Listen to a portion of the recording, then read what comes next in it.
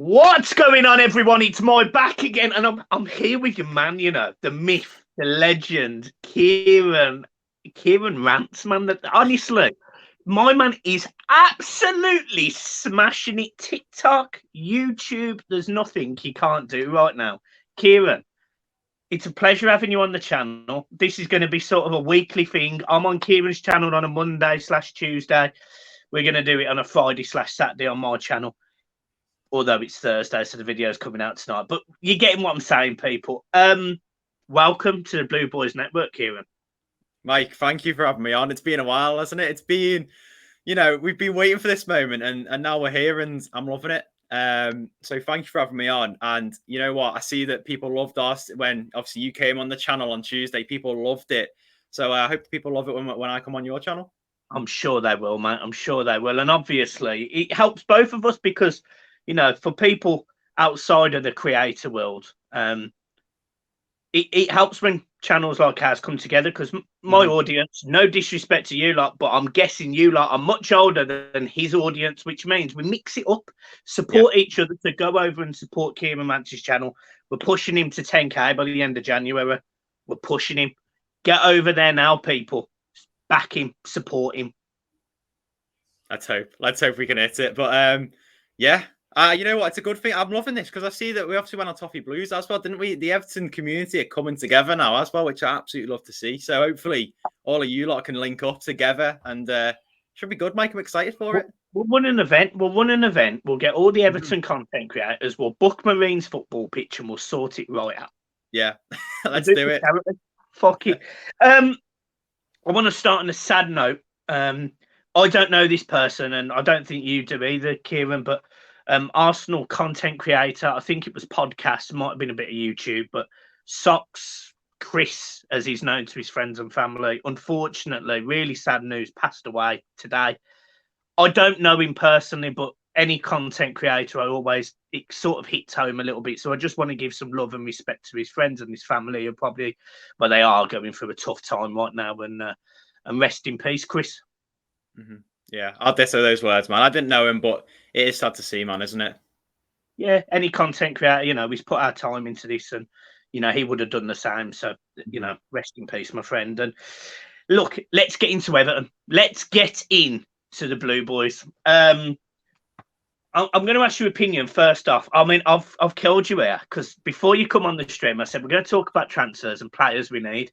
But there was a big bit of news yesterday that I completely forgot to say. Oh yeah, we'll spend 5 minutes on that. Everton have got a new board member, Mr. Graham Sharp. What's your take on that? Mate, to be fair, I want to know what his job is. You know what I mean? I'm not too fussed. Is what it is. I don't think has he got any credentials like board wise? Has he been anywhere? No. To be fair, it's a nothing appointment in my book. Unless you've got sort of different thing. I mean, like you'll probably know more, but I'm not too bothered about it. Yeah, I want to know what his role is. The thing is at the board, what I want to know about each of the board members is what is their role at the club and how are they going to improve the club. So, yeah, that's not unreasonable to say that. To be honest, I don't know what his role is, and I don't think many Evertonians do. Some people have said it's the jobs for the boys again, because we've done this time and time again. If you've played for Everton before, you could knock on Everton's door and they'll find you a job somewhere, whether it be in the canteen serving soup or something, or sitting on the board of directors. They will get you a job, and it does sort of feel like this to me. However, some people in the comments, when I mentioned it yesterday, some people were saying, look, he knows Everton through and through. He's won things with Everton. He's going to be a soundboard for, Mashiri, Ken Wright, whoever does what on our board, as you rightly say. I haven't got a fucking clue what any of them does. I haven't seen Mashiri at a Goodison game in months, if not fucking years at this point. So I don't really know where we are. But look, he's on the board. He is on the board. It is what it is. Now let's get into transfers. That's what we're all here for. We've signed the left and the right back, and we discussed it quite a lot on your video the other day, and I probably overkilled it a little bit. We play Hull this weekend, FA Cup. I'm hoping we're going to see both of them starting. What do you want to see from them? Well, it goes against Rafa's, tactics, whatever you want to call Rafa's tactics. I think Rafa does not like attacking fullbacks, but I hope it goes directly against that. And I hope we see them come on, want to impress the crowd, want to impress the fans, and play some attacking football, man. Getting the ball up the pitch, down that right and left-hand side. And I'm very excited for both of them. I think both of them are going to start. You know, obviously, you might have seen the training pictures today came out. I'm liking it. I'm liking the feel around them. You know what I mean? Both of them, I'm liking it. And I just want, I'm not expecting a goal or an assist. I'm not expecting too much from them, but I want them to sort of look like they are a part of the team. They don't look like they're an individual. They look like they're going to be a part of the team and they want to work for the team. They want to give 110%. That's all I can ask for off them. There's potential. There's rumours that there's a lot of clubs sniffing around Lucas Digne. Newcastle, we heard, had a bid rejected last night, which we'll move on to in a minute. Inter Milan, apparently that's complicated. Chelsea, we all know, need a left back, and I'm pretty sure you've had Chelsea content creators that have said they'd like Lucas Digne. I know there's a lot of Chelsea content creators that would take him. If this is our last opportunity to see Lucas Digne in a blue shirt, would you start him? You know what I'm going to say, Mike? Yes. I want to see him, man. Look, Milenko, he's going to be our future. He signed a long-term contract. Yeah. But if this is the last show, the last run out, put him in. He deserves it, don't he? Yeah, he does, man. Yeah, and you know what I think? You know what I'd say about Lucas Digne? What I really don't get is, did you see Rafa Benitez's comments after the game against Brighton? And he said the reason why he didn't bring Lucas Digne on was because of his attitude. I was like, really? Was it down to that? Was it? I don't think it was, because you could hear the fans, and I wasn't in the stadium, but I know the fans were loving that Lucas Digne was training and loving that he was warming up, ready to go on. And then he doesn't come on, and you're like, why not? Why is he not coming on? So I'd love it if he does. Will Rafa do that though? No, because you know what Rafa's like. He's going to freeze out these players. He's not going to give them the chance, and he's going to act like they've never played for Everton before. You know what I mean? He's just one of their managers. He's cold, and he's quite brutal. So, yeah, I think it's tough with Lucas Digne, because a lot of people turned on the fact that Rafa said he doesn't want to play for Everton Football Club. But at no point did I ever. And look, I don't know him. Obviously, none of us really know him, but I never got the impression that he didn't want to play for Everton. His Instagram posts, his Twitter comments. He never come across like he wasn't asked.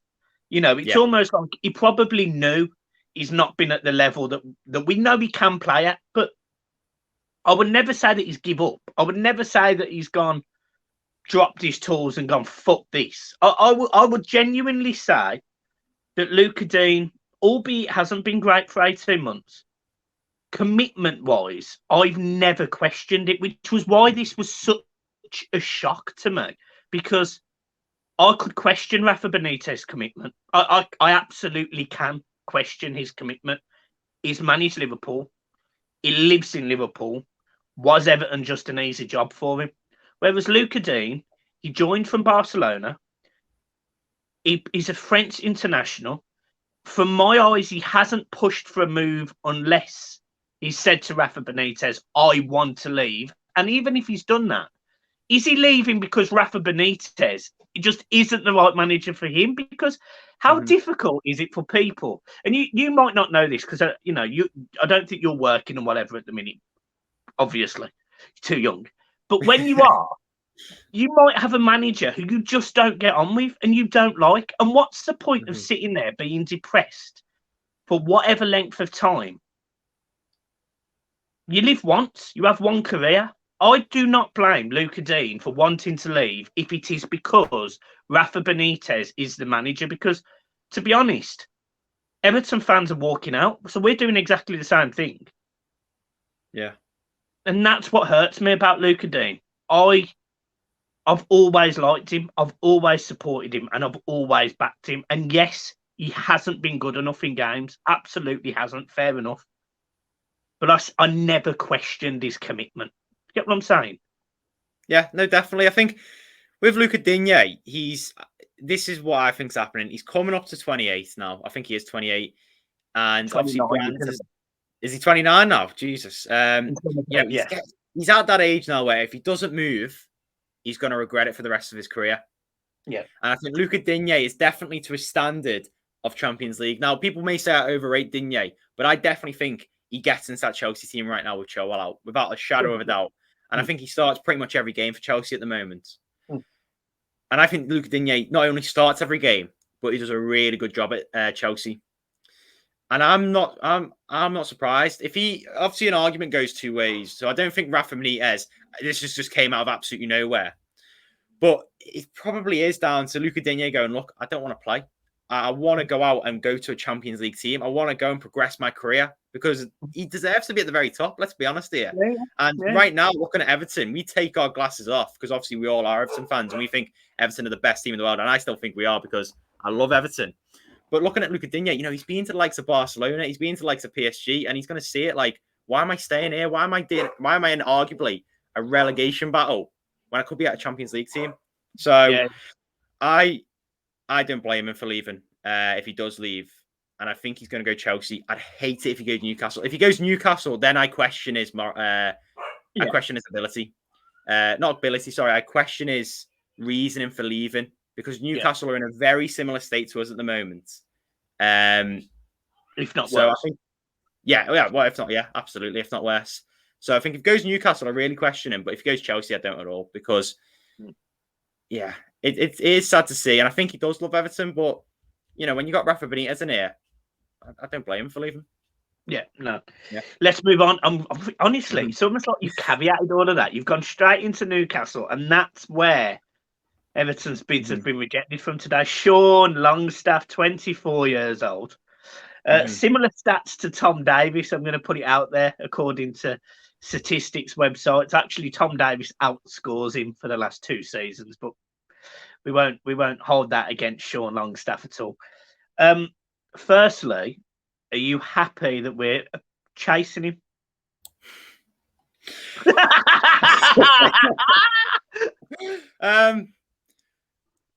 I think all you need to know is he's £1 million. We bid £1 million from him, apparently. It's gone up to 5. I'm not jumping for joy. I'm not coming out here going, we're getting Longstaff, we're gonna win the title, we're gonna win everything. But do I think he's better than Andre Gomez? Arguably, yes. I'll have to see him in the flesh. But do I think he's better than Gomez and Gbamin? More than likely. Is he better than Tom Davies? I don't know, because I feel like Tom Davies is one of these players, a bit like as we were talking about Mason Holgate the other day. I feel like Tom Davies' role is not a defensive midfielder. I feel like Tom Davies is being a little bit done in by the system. I'd be happy if we've signed Sean Longstaff for about 2 million next week. Because it's more squad depth. He is 24, so there could be a player in him. And again, it's one of these signings. It's no real risk. What's the worst scenario? 3 years' time, he's not really played any games. I assume his wages won't be that much either. I assume it'll be on 40, 50 grand a week. Yeah. It's a nothing signing, I think. It's a bit like the Demarai Gray signing.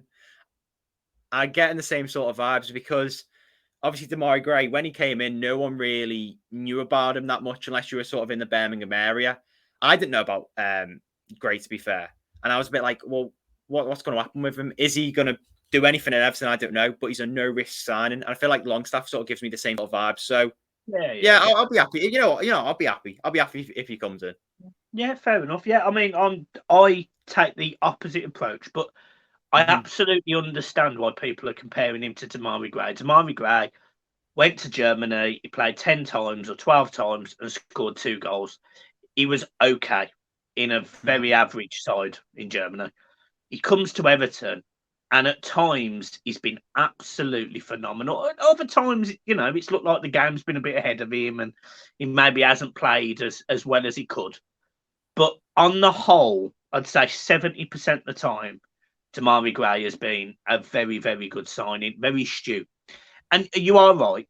Longstaff could be that. He could come in, £1 million, £2 million. Rumours are there was a £5 million bid today, but I believe that was rejected.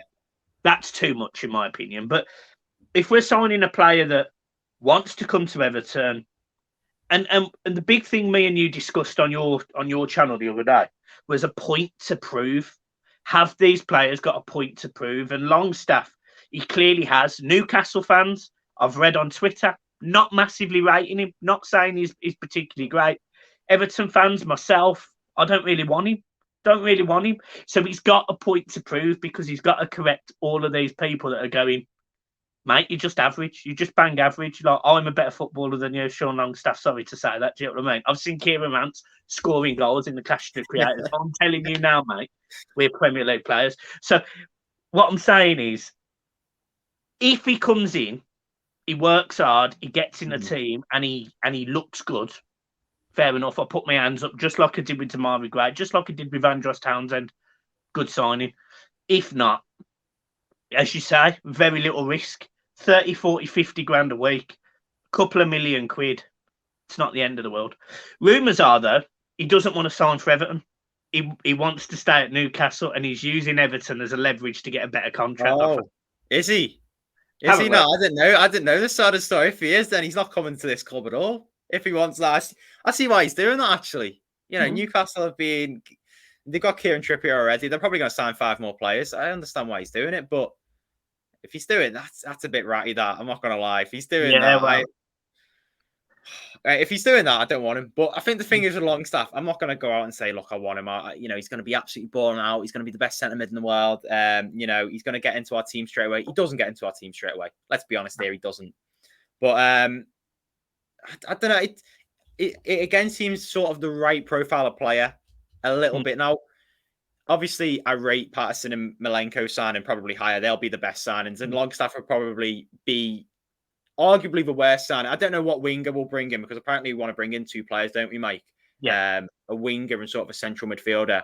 So if he is that sort of answer to our centre midfield, I am a little bit concerned.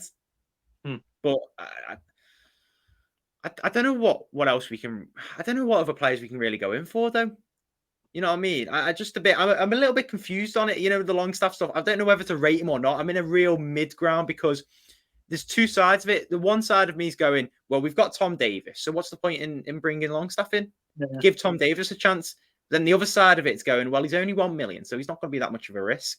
So I'm a flip-flop on this one. I'm not too bothered. I'm a flip-flop. That's fucking brilliant. We'll clip that and stick that on one of your TikToks. I'm a flip-flop. Let's get into some of the players in midfield that could be available to go out. And Jean-Philippe Gbamin has been told today that he can go out on loan. Are you surprised? No, mate, not at all. I'd get him gone. If you can sell him, that'd be brilliant. Look, the thing is about Gbamin, I never really questioned his actual ability on the pitch. Let's say around a year ago, I really never really questioned it. But when I've seen him come on, and the fact that he's picking up more and more injuries, and he's not really hit the ground running at Everton, it's just not worked out at all for Gbamin. And I feel like the best move in his career is just to leave. And hopefully he puts it back on track, but I don't think he will. I think it's really sad what's happened to Gbamin, because he's only played 4 games in 2 years, and he's done absolutely nothing. Yeah. It's mad, really, because when we signed him, and obviously he was essentially a Ghana replacement, just slightly taller, and probably as a result of that, probably a bit more physical. And at first, I thought this is a great signing. I'd watched some videos on him on YouTube. I think he come from Lille, if I remember at the time. And I was really impressed. We spent 25 million quid on him. He weren't cheap. He was a decent signing for Everton. And it just, as you say, it just hasn't worked out. And I remember his debut. And I remember watching his debut thinking, you've not really impressed me at all here. His touch was sloppy. His ball control, as in carrying the ball, wasn't very good. I didn't feel like he was getting stuck in at all. And look, I'm not going to sit here and roast him. He's played 4 games, and that was his debut. And, we all can have a bad game on our debut. Premier League, tough game, I get it. But nothing has happened since. And, when he came on against Wolves, again, he probably got thrown into it a little bit. But he was bang average and got substituted at half time, and we haven't seen him again since. If we could loan him out, a nominal loan fee, if not, just get his wages off the book for 6 months, I'd let him go out on loan. Wherever he wants to go, whoever comes in for him, I will not hold that kid back. Sale, loan, whatever. Because if he goes out on loan and he plays 20 games for whoever he signs for, or 18 games, whatever it would be, and he comes back a better player to Everton Football Club, more confident, more whatever, then happy days. That's no loss. But if we sell him, it's still no loss because we need to get bigger wages off our books. I think he's on about 65, 70 grand a week. If we can get a couple of million, 5 million for him, whatever, happy days. Like, there's no negative for either one of those. But the facts are, at this moment in time, he's probably below Andre Gomez, probably below Tom Davies, probably below Fabian Delph in the midfield pecking order. I think he's the lowest one out of all of them. Yeah, I genuinely think he is, and I think that just tells you enough. But yeah. And also what I would say is, who's going to sign him? Who's going to want him? I understand people might want Holgate or Gomez because they do still play quite a few games, but I don't know who wants to come in for Gbamin because he's not proven himself at all. For these past 2 years, he's been on the injury. He's literally just been in the injury room all year round. He's just been in there, and I don't know who goes in for him. So I hope he goes out on loan for his sake and for our sake, really. Okay, talk about centre forward now. Before we get onto this magical winger position, and Cenk Tosun has came out today and said he's not going anywhere in January. He's sitting here for the next 6 months, and then he's moving somewhere on a free. Now, if you was on 60 grand a week, or it might even be more, I can't remember how much he's on.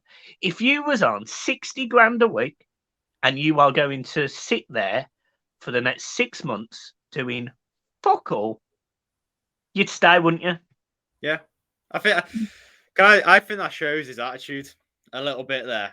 Yeah. The fact that he's not even came out and said, I'm going to give it my all for the next 6 months to see what happens, and then I'm going to go. I assume it's Besiktas or somewhere in the Turkish league. I assume it's one of them clubs because I don't know what European team takes him. I don't know what top 5 league would take him. That just shows his attitude, really. And it's a player that we need to get off straight away, get him gone. And obviously we'll get him gone in the summer, but that's poor, that, isn't it? Really, you think about it. I know he's on 60, 70 grand, and there's the argument of, well, why should he do anything? You know what I mean? Everton haven't really given him a chance, but that's weird, man. You know what I mean? I know he wouldn't have really got anywhere close to the pecking order, I don't think, but still, he could have at least gone in January. You know what I mean? Remember when we signed him, he was the best striker in the world at that price. That was what Sam Allardyce said when we signed him. Mate, that shows you about Sam Allardyce. He spent 50 million on Walcott and Tosun. That's all you need to know about him. Yeah, but we did finish 8th that season, which has been our highest finish in the era. So I mean, look, yeah. I would dig him out. I dig him out as much as anyone, but he has got the best record, unfortunately. Maybe he should, maybe he was onto something that we didn't see. If he's finishing 8th of those two, I'm going to go full-time mode on Allardyce. I'd never have Allardyce back in. I'd never have him, man. Yeah, you know what? It's a funny one with Cenk Tosun. It's just like, I don't really know what's happened to him, to be quite frank. Like, it's just sort of, again, what you notice with a lot of Everton players is sometimes you just don't know what's happened to them over the years. Slowly and surely, they just start going towards that bench. And it's like, well, they just don't come out of it. And yeah, I mean, he could have at least had the courtesy to try and leave. I mean, I assume he'd still get paid quite well at Besiktas, and he's. I guess. So I don't know why he would want to stay here for another 6 months just to leave, knowing that he's going to leave. Everton would probably pay half of his wages for the next 6 months if he left now. They'd probably say to Besiktas, "Well, you pay 30, we'll pay 30, and you can have him on loan for 6 months." Yeah. I don't know what he's doing. Yeah, but let's be honest here. There's some positives out of this. Sims will start a bit more potentially. Dobbin goes up higher in the ranks, and even though they're behind Rondon still, they're getting up that pecking order, which will be good. Well, it's a favourite of yours anyhow, Rondon. You love Rondon. So. No, right. For anyone who doesn't know about Rondon, right? You know my thing about Rondon is, right? He's not the problem. I look at other players and I think they're the problem. But with Rondon, I don't see a player in him. I don't think he's going to score 20, 30 goals in a season, but he'll bang you 10 goals. If we would have had Dominic Calvert-Lewin in a 2 next to Dominic Calvert-Lewin and Richarlison fully fit in a 2 with him, he would have banged in goals. He would have done really well, I think. But obviously, as a solo striker, he's 31 now, and he's coming from the Chinese league. It must be difficult for him. You've got to think about that. He's coming from the Chinese league. He's coming to the most competitive Premier League, the most competitive league. We're nowhere near that. The most competitive league in the world, right? I'm trying to get my words up. Most competitive league in the world. It's going to be hard for him, man. It's going to be hard for him, and I hope he cracks on. I really do, but I don't think he will now. I think he's got a goal now, isn't he? He's got a cheeky goal now. Got it against Palace. He's fucking up and running. Right, watch him, Mike. When he starts doing well in January, we're all going to be watching him going, wow, playing him. I hope so. Last point, and I've deliberately left it to wingers. Okay. I didn't think we needed a winger. Okay. And the reason why I didn't was because we could play with Richarlison on the wing. We can play Damari on the right or left. We've got Andros Townsend, albeit he's injured and he's in training again. Mm-hmm. But we've got an attacking left and right back. And Rafa Benitez today, I don't know if you've heard his press conference or the comments that he made, but he said, whatever team you've seen me play attacking front foot football. And he played 5 at the back. At the back against Brighton. If he's saying that, this is the thing, right? I've got a problem with, right? If he's saying he's playing attacking football, I want him watching Man City. I want him watching Arsenal. I want him watching Chelsea and Liverpool. That is attacking football. That is pressing football. Rafa Benitez, if he did he actually say that, Mike? Yeah, he said it. Yeah, today. I don't know what games I don't know what game he's watching. He must be in Cloud Cuckoo, man. He must be mad. If he thinks that his team is a high attacking team, I assume he's trying to infer that we're pressing high as well. We don't press at all. We do not press at all. And I think where he's getting that from is the fact that we run a lot. That's all he's getting from. The reason why we're running a lot is because we're running after the ball. We're not. I think this, this actually might be a problem with Rafa Benitez. And I think this is why maybe Rafa Benitez is not doing well at Everton, because you're seeing the modern he's deluded, yeah. And you're seeing the modern football change. And you see the top teams, Chelsea, Liverpool, Man City.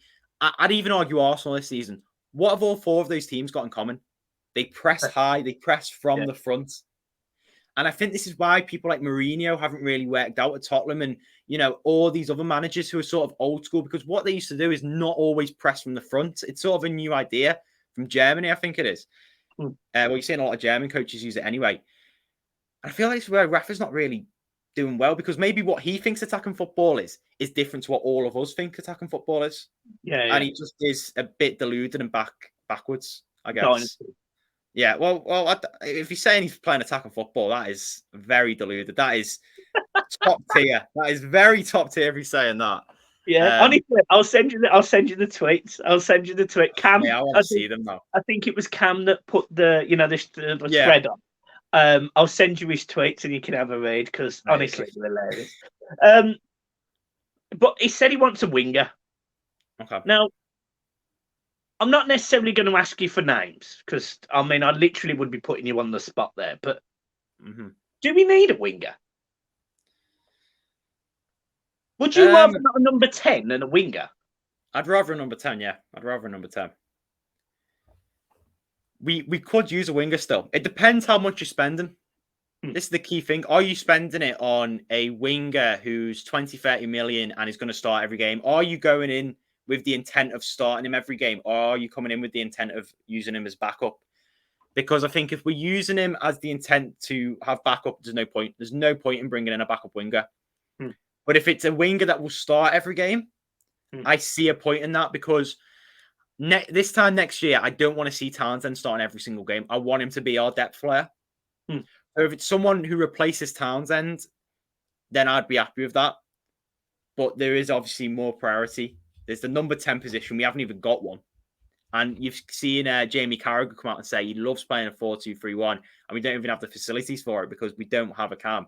And I think centre-back's a more pressing issue than winger. So if this January, if we have another 20, 30 million to spend, I would actually prioritise it in a centre-back. If we can get a good centre-back, I'd actually sacrifice the number 10 this year, play a front two, and I'd prioritise a centre-back. I think winger's the third one we should go in for. I think winger and the number 10 should be our summer signings. I think that's when we should sign them. And then this January, if we can get a centre-back, that'd be brilliant because Keane's not up for it, Holgate's not up for it, and Mina is out for half of the season anyway. I think me and you had this discussion the other day, but I said I'd play 4-3-3. I would. I would play, and in terms of wingers, I'd use our wing backs. I'd use Mikalenko and Patterson. We know they've got the legs, can go up and down, and having that extra man in midfield means they can pivot. So they've got a double pivot in midfield. So whether it's Alan sits in the middle and you see Decore go right and it's a bit more lovely. Yeah, sorry. And who's ever on the left hand side of that, whether that's a new signing in Longstaff or a Gomez, whoever it is, but they filter in to protect us when we're caught out of position. Yeah. And we sort of revert to a 5 at the back, but until our fullbacks come back, if you get what I mean. No. Yeah. Whether that's the case, whatever. But I think we get overrun in midfield, which is why it shocked me when I read we want a winger, because I was like, that's not our issue. Yeah. It's just not. I think as well, you got to remember as well, we didn't mention one name there. Anthony Gordon. He's been doing really well this year. And I know we don't want him starting next year, right? Because I think Anthony Gordon is quality. But, if you're progressing onto European football, he's more of a backup like Townsend would be. But I think for the rest of the season, I think we take the hit. Because Anthony Gordon can still do quite well. I've got to be honest, right? Go on. I owe Anthony Gordon an apology. Okay. When he went on loan to Preston, right, I never thought he'd make it as a consistent Premier League player. I thought he'd play a game or two. I thought he'd be another John Joe Kenny. I thought he'd be here for a few years and then he'd go. This season, I genuinely feel like I've seen real progression. And then that Brighton game, this was a kid who is 20 years old or whatever he is, who literally tried to get the game by the scruff of the neck and carry us home. And if it wasn't for the fact that Calvert-Lewin skied a penalty and we defended so atrociously for their third and second goals, we would have got a result in that game. And I genuinely put it down to Anthony Gordon, a kid that 6 months ago I thought was going to be nothing. And that isn't disrespect to him, because today he's been linked with Bayern Munich. Has he? Where are you getting these rumours from? He's come out and done a press conference, man. He's come out and done some talking and everything because of Gordon. You know what I'd say about Gordon? Is you think about what he's doing at this Everton team right now. You see the massive progression that he's had. Now imagine if he had a good manager behind him and a good team behind him. I think he'd progress so highly. Now, I want him to stay at Everton, of course. I think he'd want to stay at Everton. Yeah. But, we have got some talent in this team. And if we get everything right, and obviously the manager, I don't think this, I'm a little bit cautious on saying Rafa out because I don't know who our other options are. But if we had another manager come in, let's say we had Arteta. He's never going to come to Everton, but let's say we had Arteta, for example. I'd take him. I'd take Lampard, I would. We play attacking football. Yeah, that's what I think is a good thing. Whether, I know we're sort of going away from it, but on Lampard, he plays attacking football. I think we'd see a lot of progression under Lampard. And I think certain players would see a lot of progression. You saw with Lampard, Tomori, Mount, Abraham, a lot of these players progressed under him and they did really well under him. And I feel like Gordon would have the same sort of effect. And you see him Gordon progress now anyway. Yeah. And, you might have the same effect with Jared Brantwaite, potentially, on Yango if he gets given a chance. And that's why I would back Lampard to come in, because I think what he does with the youth players is quite good. But, I'm very happy with Gordon. I think he's brilliant. I think he's going to I think he's going to have a great end to the season. Now he's got 2 goals behind him. That was the only thing that I was questioning.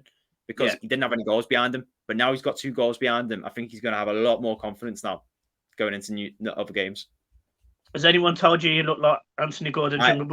Mate, I have been told all the time, man. Honestly, you know what? All the time. Not got away from it. I don't. You like, yeah, I am. Yeah, and what? Yeah, the amount of times I got tagged and stuff with Gordon scoring and saying, "Kieran Rance, is this you?" or whatever. I love it. I love it, man. It's funny. So me and Anthony Gordon, we need to do an interview one time. So come on the channel, Anthony, and we can get long lost brothers potentially. You never know, do you? You never know until you ask. So Kieran Gordon. Yeah, Kieran Gordon. There you go. You know what I mean? Go on. No, I was just going to wrap it up, but I've rudely interrupted your last point there. To be honest, you know what I was going to say about just got a message for Newcastle fans. Oh yeah, take any player you want at any other club, but do not take Lucas Digne. Okay, that's the direct message to the Newcastle fans, the owners. Don't take Lucas Digne because I don't want to see him in a relegation battle this year. Thank you. That's all I got to say. And in the Championship, Lex Sneezers. And let's not forget that Newcastle, you're going down. Yeah. Guys, I hope you've enjoyed it. Kieran, it's literally, it's always a pleasure speaking to you. Like, we just get on really well. You're like my little brother. But I'm just better looking, but that's fine. Don't worry about it.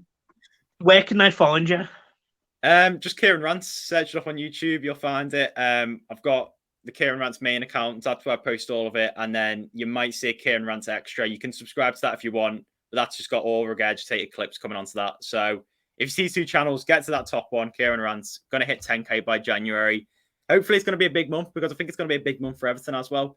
So yeah, we've got some big games coming up. And then obviously transfer deadline day, which I think will be very interesting for us. I'm waiting for the Ross Barkley announcement, Mike. On deadline day, predictions. Get your bets in if you haven't already, because it'll just round it off, won't it? I think it will happen as well. I do think we'll sign Ross Barkley. I don't want to, but I think we will. Mike, I am booking you in for the last hour of deadline day just on the fact that we will sign Barkley in the last hour. Sound. I'll be there. I'll dress up in it. I'll do it fucking properly as well. Yeah. I'll come to see you for that. So yeah, sounds brilliant. I want the appearance fee and everything for when I'm laughed at. All right, 50 quid. Okay. Guys, we're going to leave it there. Thank you ever so much, Kieran, for coming on. This video, well, there's no point ever saying when it's going to be out. It's going to be out now. So, guys, I'll see you soon. I would say up the toughies, keep smiling and peace.